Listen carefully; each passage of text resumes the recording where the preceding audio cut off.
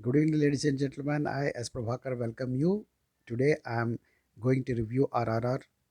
After a long wait of 5 years after Bahubali 2, Rajamouli directed RRR has hit the theaters this Friday, and it's worth the wait and has not disappointed the fans. Rajamouli movies are not movies, they are cinematic experiences. One need to experience it, and it's very difficult to describe for others. Rajamouli with RRR has succeeded in maintaining the high standard set by himself in Bahubali 1 and 2, if not raised the bar. His imagination, conceiving of the movie, conceiving of the idea, conceiving of every frame scene of the movie is in a grand manner, especially the spectacular action scenes which are executed to perfection, forcing the audience to get immersed in them beyond reach of any director in India, with possible exception of Tamil director Shankar. Though a lot of hype has been created around characters of Allu Sita Ramaraju and Komaram Bhim, there is no reference of their actual historical facts, and it should be taken only as a fictional story.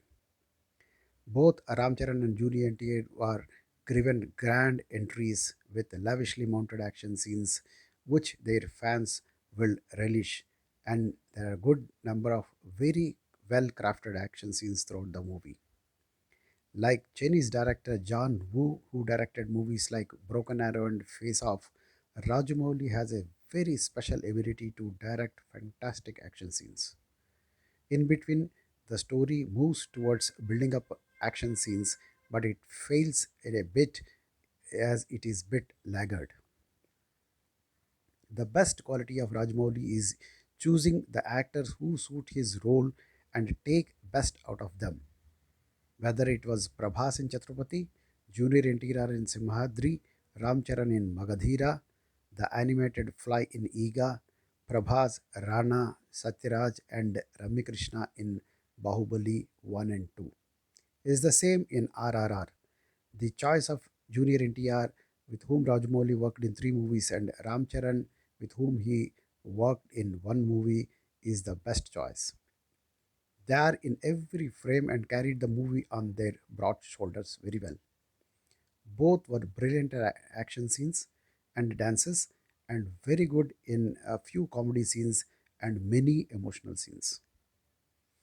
Great credit should go to Rajamouli in creating a great bond between the top stars, which is very challenging because Telugu top stars do not work together, and multi-stars are almost non-existent in Telugu industry.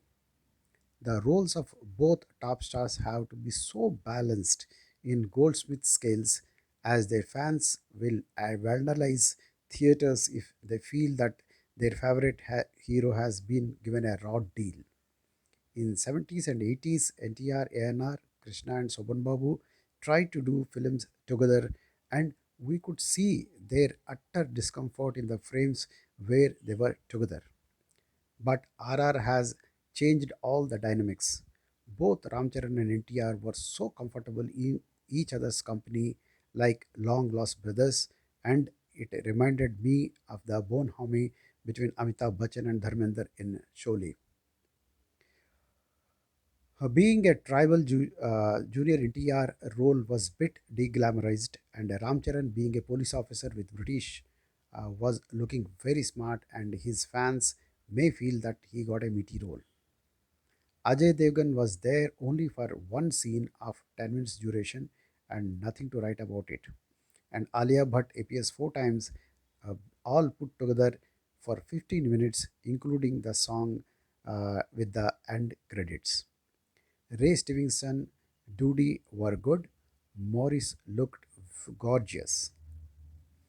In technical department, top honors should go to VFX team of over 12 companies headed by Srinivas Mohan, the visual effects supervisor. The Hollywood top stunt director King Solomon was brilliant in action department, with both Junior NTR and Ramcharan doing some adrenaline pumping action scenes. Sabu Crystal as always, was brilliant in production design, especially in erecting the huge British palace. Senthil Kumar has beautifully captured the movie, especially the action scenes. Those songs were not big hit, except Natu Natu song. Kiravani was excellent in background score. For the first time, Telugu stars have taken huge pains in learning and dubbing for themselves in all languages, including Hindi. I watched the Hindi version and both were reasonably good in their first outing in dubbing for themselves. Rajamouli confirmed that the movie was first shot in Telugu and all the writers sat, watched the movie and lip sync and chose appropriate words while writing dialogues in different languages in which the movie was dubbed so that it would be easy at the time of dubbing. This is a pioneering effect and will go a long way in having better dubbing and lip syncing in pan India movies coming from southern India. All in all, a wonderful cinematic experience and full marks to Rajamouli for a grand success in making another pan India movie with predominantly top Telugu stars.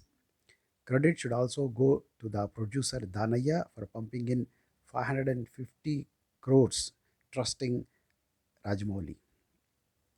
I watched the movie in 3D IMAX format and it was a visual wonder. I strongly recommend you to watch it in theaters only, preferably in multiplex and IMAX format if available in your city. No doubt it will hit bullseye at the box office and may mop up upwards of 1,000 crores, but surely may not be able to break Bahubali records. And it is not fair to compare this movie with Bahubali, though comparisons are obvious because it is the first movie of Rajmouli after Bahubali. Next time, Rajamouli should aim a Hollywood production house with an appetite to pump over 1,000 crores. And I personally would like to see a Bond flick from him, either with Telugu star Mahesh Babu or Hindi star Hrithik Roshan. But it will take not less than another 5 years. Rajmouli need a well-deserved break, and I also will take your leave. I, S Prabhakar, from Delhi Entertainer, sign off.